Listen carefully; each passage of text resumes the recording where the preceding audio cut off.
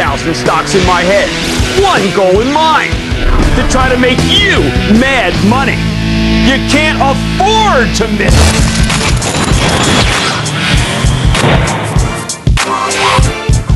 Today was traumatic. The pattern is not to have trauma followed by trauma.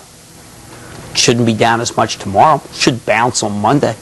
But before I can help you find your way out of the devastated Gulf Coast of stocks that are being hit by the 1-2 punch of mortgages and corporate credit, or as I call them, the financial hurricanes, before I can get you to the promised land, you have to promise me you will sell some things. Sell. In order to be able to fund some buys for the bounce. And it will bounce. If you can't take the pain, and very few people can, as I've said, banks, brokers, they got to go. Home builders, most of retail, tried to bottom fish there, didn't work. Anything private equity. Anything levered to the domestic economy that doesn't have international business to bail itself out. These stocks not only can't be bought, they really can't be owned. And you got to sell them to fund the good stuff. And there is some good stuff. We can buy back later the stuff that you're selling when the storms have subsided and we're in a safer place. In other words, there will be a place to own those stocks, just not here. That's okay. We're Dow 13,500. When we were at Dow 13,500 going up, there were a lot of people who were negative. We got to 14,000. We said take something off. It's not right to put that group on. But we can build ourselves a wall against the flood right now. There are still stocks that will work, and they'll be the first to recover. Remember, 1/3 recovers first, and I've got that.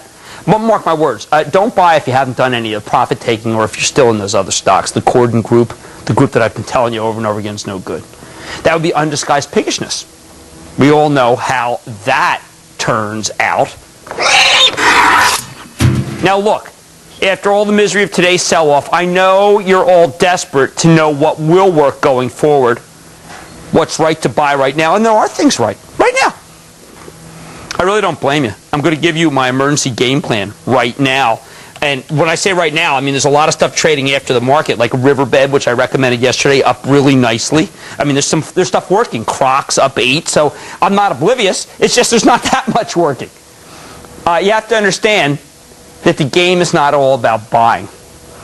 Today was a great illustration of why I urge you to take profits. I've been taking a lot of heat on Stock Picker, on the street, wherever I go, my email, saying, hey, listen, come on. You liked it, now you say sell it? Well, I came out last Friday and said you absolutely had to take profits for the week. It was a real downer show.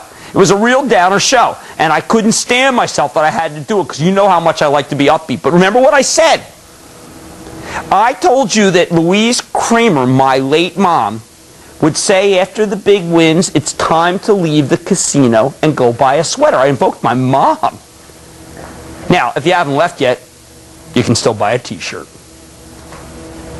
I'm not giving you a list of stocks just opportunistically buy, right now. Sell what's bad, take profits in what you've made a lot of money in, and only then can you start to build your wall. So what can be bought? Here's your emergency game plan of what to buy. Now, remember, by the way, it is going to bounce. The market will bounce. You got to be in the part that bounces, not in the part that does that anemic little lift. First, the soft good stocks that have good growth, they bottom first in particular. We now have some great earnings. The best one? Thank you, Indra Nooyi. Pepsi. Pepsi's now down back to where it was before they reported that great quarter. Colgate. Same deal. Colgate. Come on. People are going to brush their teeth no matter what. How about the Kellogg reported a great quarter in the middle of this quarter? Do you think anybody even looked at it? Kellogg had the best quarter I've seen them ever have. Kimberly-Clark. Yeah.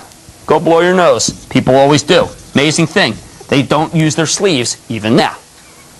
Second, the wild bull markets, they're coming back. Not first, though. Talk about machinery. I look, Caterpillar, getting killed. I think that's wrong. Foster Wheeler, yeah, I said it'll coming back. It's all right. Metals and mining, okay, I know everyone's worried about a worldwide slowdown. I'm not. I'm worried about mortgages. I'm worried about credit. I've been liking the Freeport. Oil and oil service, natural gas, a little harder. I like Schlumberger. Remember, Exxon's fault was they didn't drill enough. Not that they missed the quarter because oil's too not high enough. They didn't drill enough. They got to keep exploring. Schlumberger. Halliburton, too. Aerospace. Boeing. Let me write slob. Boeing. BA, nice decline here. Agriculture, Bunge reported a good number. Monsanto down badly. I think Monsanto's good. Now, third, the $80 to $120 stocks. I think they get you there. We're in a detour, obviously. Fourth, all week I've given you the green light on tech. The four horsemen, when pullbacks work, remember, they're up 17% from when I did them, so I can't be as excited as when I first did.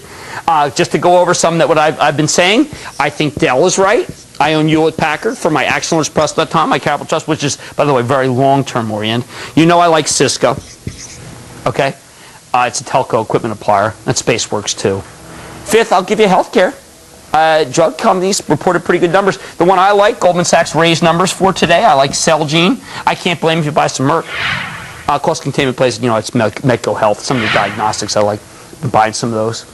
Use these spaces to build your wall against the flood of the financial storms. But the bottom line is you can't start buying what's working until you've sold what